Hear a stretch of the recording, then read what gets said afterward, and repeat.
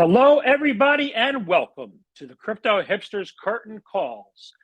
This is your host, Jamil Hassan, the Crypto Hipster, where I bring you compilations from seasons 6, 7, and 8 into these episodes of Crypto Hipsters Curtain Calls. This is episode 49, Boogie Wonderland, how programmable decentralized money will help us all embark upon creating a self-sovereign, trusted Web3 world. This Crypto Hipsters compilation episode draws from 4 podcasts, 2 from season 7 and 2 from season 8. The first person I had a conversation with to kick off this show is Omer Sadika. Omer Sadika is the co-founder at Wallet Network and the CEO at dWallet Labs. And Omer and I talked in March 2024. We talked about solving the siloed network environment problem to embark upon building a native, decentralized, multi-chain Web3 world.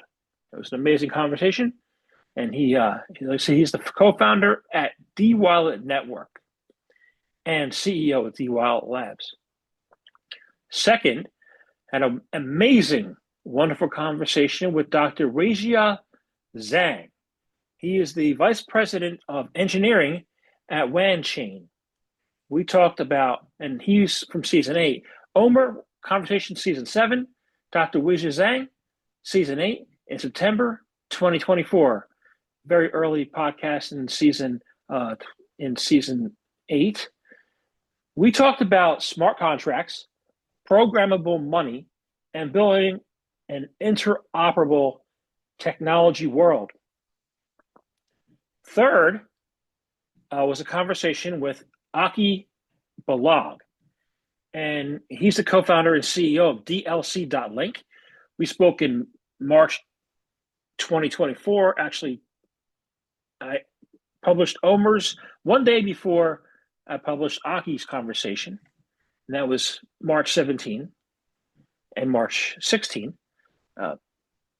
Aki is the co-founder and CEO of DLC.Link, and we talked about building a discrete log contracts to create trustless bridges between Bitcoin and Ethereum and foster the evolution of decentralized finance.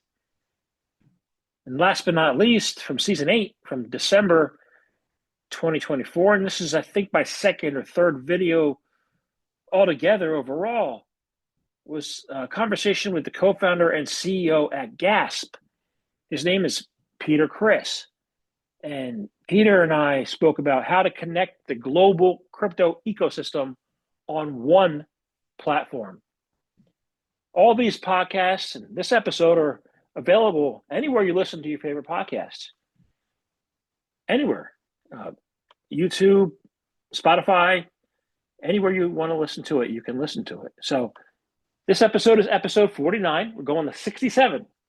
This is the 49th episode, entitled Boogie Wonderland, how programmable decentralized money will help us all embark upon creating a self-sovereign, trusted Web3 world. Check it out. Let me know your thoughts. Enjoy. I'll see you real soon for episode 50. Thank you. Keep tuning in. There are risks involved in moving crypto from assets from one chain to another, especially for the new people, to crypto. There are countless, risks. What are some of those risks? What are the highest risks, and what should people look out for, and how is your solution going to solve that? Yeah, so today, if you look on any protocol, any solutions that have some multi-chain capabilities, right, interoperabilities in them, they either take the centralized approach, right, where you just have to trust one entity. And we personally don't believe in that, but of course, it's really the decision of what you want to do. But it means that at the end of the day, your assets and everything that you do becomes like in Web 2, right? There is not real meaning of being decentralized. right? Of course, the underlying asset is decentralized, but if the infrastructure that you're using is centralized, then eventually this infrastructure can control everything. And then you have the cross-chain solutions. So let's say that you use bridges, right?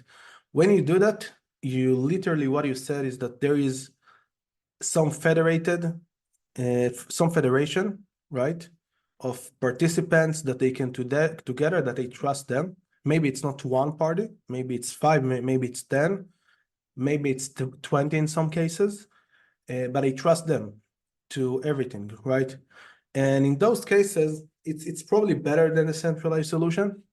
But at the end of the day, again, they can collude, they can steal the assets. And even if they don't do it, right?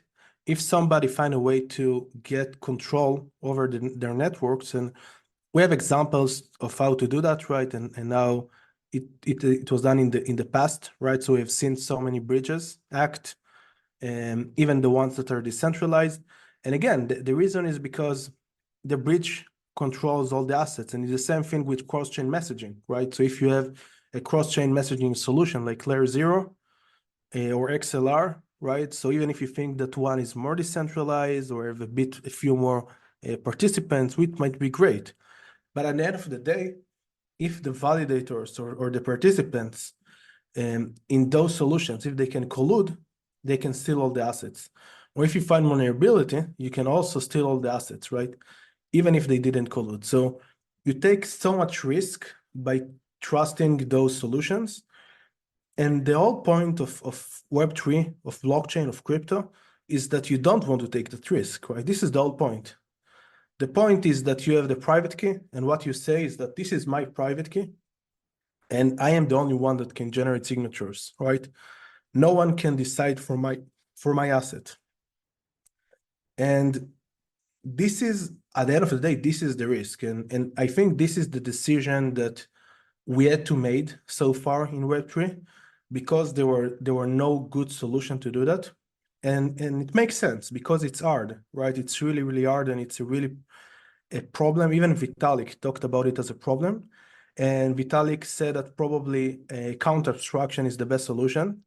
And I get it, right? It's siloed, but it's the best solution just because there is no other solution that can keep the fundamentals of Web3, right? And dWallet network does exactly that, right? So we call the primitive dWallet. This is the reason why we call it the dWallet network. So in the dWallet network, you have the primitive of a dWallet, which let you generate signatures and control them through a logic.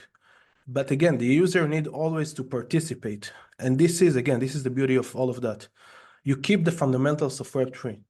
So again, you can have multi-chain solution. You can create a multi-chain DeFi protocol on Bitcoin, right? And Ethereum, right? So you can create a protocol where you can use BTC as collateral on Bitcoin without bridge, without dropping assets, and get ETH on Ethereum directly, again, without bridges, without wrapped assets, and all of that without giving anyone the ownership of your assets at any point of time, right? So we are still the owner, right? It's your key.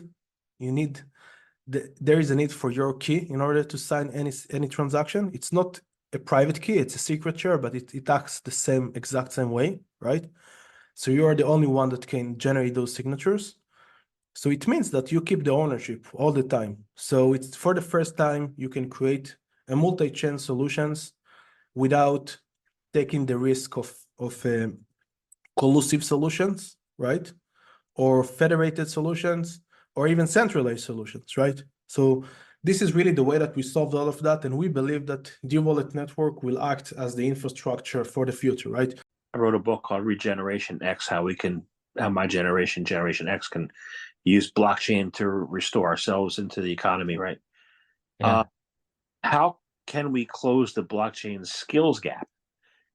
Especially, in industries like where recruiters and firms mandate that applicants be crypto native only, when there are a whole heck of a lot of people who understand going from analog to digital, who are not only native, but who have joined the crypto ranks in the last few years. Yeah, that's a great question. I have first this crypto world is or blockchain world has been evolving at a light speed. And I don't think there's anyone who can, other than a few people, can claim they're crypto native, a few original inventors. But most of us are just coming from different kind of professions, right? And I have seen PhD in music become a great the blockchain programmer. No background in programming at all, no background in blockchain, but become a proficient blockchain programmer, great guy. Okay, and I have seen, well, you may not, well, some people may find this surprising. I have seen my LinkedIn contact person with master in education became homeless for a while and become a blockchain VC person. Okay, so, and these are not crypto native. So I think everybody has a chance if they are kind of have passion and be persistent.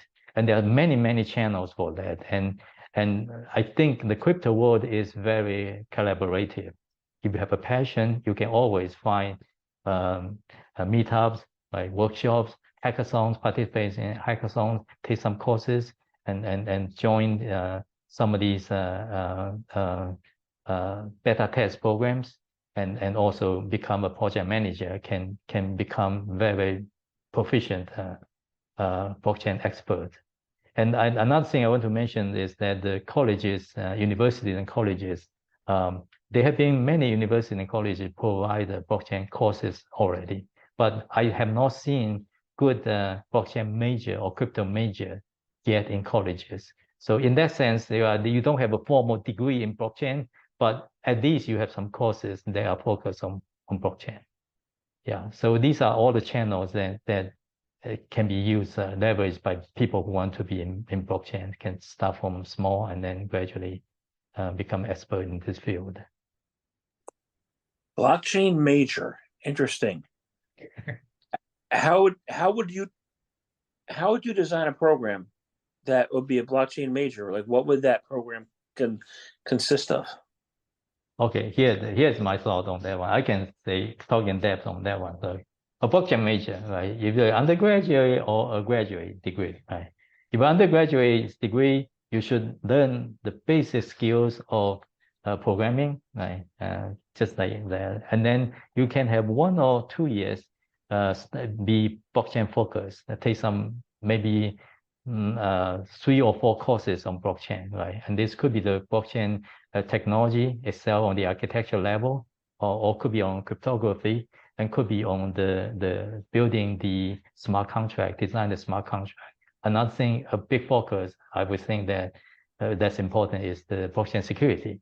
Because blockchain is interesting. You can write 200 lines of code and have a great depth, but that 200 lines of code, you can have 1 line of code that's not right, and all the assets in that smart contract could be stolen. So security is also important. And I think formal education is to train people to have that engineering rigor mindset, and to be able to build security with engineering rigor to make sure that nothing breaks. Yeah. And that's for the undergraduate level, and then for graduate level, they should deliver a blockchain-based project.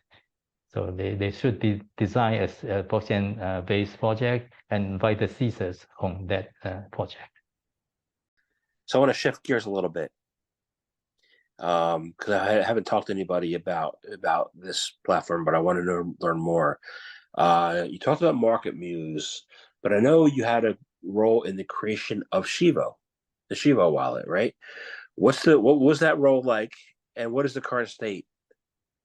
Yes. So I guess I would say I played a small role, but it was it was very encouraging, because of the first thing I did in crypto, the first meaningful contribution I made to the space, when I arrived in this space, I met a very brilliant team of engineers out of Hungary called Dakai, like DAKAI.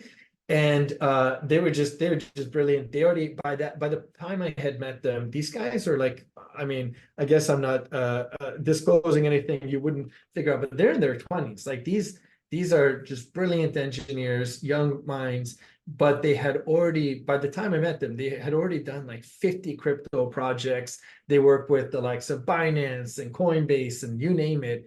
And I just felt that they could really build kind of, they love challenges. I felt that they could build anything and do a great job. And separately, and so basically I offered to do kind of BD and introductions. I live in New York, so there are a lot of great firms here. They're in Hungary, so hey, if nothing else, I can make some intros in New York. And long story short, I introduced this company to another company called Alpha Point, which is founded by a friend of mine, Vadim, and Alpha Point chose to hire them as a subcontractor. And Alpha Point then won the project to build the Chivo wallet, which they, the whole Chivo ecosystem, which they even run for El Salvador today. And so, long story short, my Hungarian friends got pulled into that and built that wallet. So it was just an introduction. I can't claim to have written any code or anything. I didn't do any of the hard work, but it was really cool to just see, because then the impact of that, when we look at our kind of life, and of course we have professional jobs and careers, we want to make money and we want to be successful. But when we look at the global impact, that's why I then started building on Bitcoin. Is the Chivo wallet launched, and it was right after the launch. It was starting to get used by something like 250,000 daily active users, which then quickly grew to 4 million cumulative users, which is kind of like the population of El Salvador. Everybody was using it. And I'm like, oh my gosh, what this means is that Bitcoin has, quote unquote, crossed the chasm. Bitcoin is something that anybody can understand, anybody can get behind. It's very simple but powerful, and that's when I chose to then build on Bitcoin specifically, because if a smaller kind of Latin American country can do it and reap the benefits of it, there's so many countries in the world that can benefit from having this out there. And I just saw kind of it's the first step in a chain reaction. So long story short, that's when I decided to build on Bitcoin, and then soon after I learned about DLCs. That sounds great. Yeah, so I remember watching for the first time El Salvador build that mining facility on the volcano, and I was, this is pretty cool, so oh yeah, and it turned out to be financially too a brilliant investment for the country. I mean, I haven't checked what their P&L gains have been recently, but I'm sure they're quite happy. So I want to go back to your statement. You say that you believe we are at an intermediate state of the industry, right? What does that mean exactly? And then how can we shift toward a more consolidated future? The intermediary state right now is that we're seeing so many approaches and solutions and products and irreconcilable standards, right? Solana cannot easily talk to Ethereum. Rollups cannot easily talk to each other on top of Ethereum. And there are so many teams and people right now tackling this problem. We are one of them. And it's the same thing like early days of internet, right? When there was an internet wave in the 90s, you have seen so many solutions, so many standards, but it took some time to develop email, like basic email protocol. It took some time to come up with the first encryption mechanisms, right? And we are now crypto right now is something like internet in the 90s. And now we have to come up with a new wave of solutions that would be able to unite all that big complex network that is happening right now in crypto. And we will see a lot of solutions in coming, I would say, 1 to 2 years. Got it. So when I think of intermediate state, I think of the ICO days to now, right? I think of, how far we come, but then you still have, like yesterday, South Korea almost declared martial law, or they did for half a day, and then they rescinded it, right? you still have those macroeconomic, and some people, if you ask the XRP people, will say that was intentional. I don't think there's any correlation, right? You still have the ability to be affected by political, geopolitical, all kinds of events, right? From an eating media perspective, how can we diminish those things, if at all?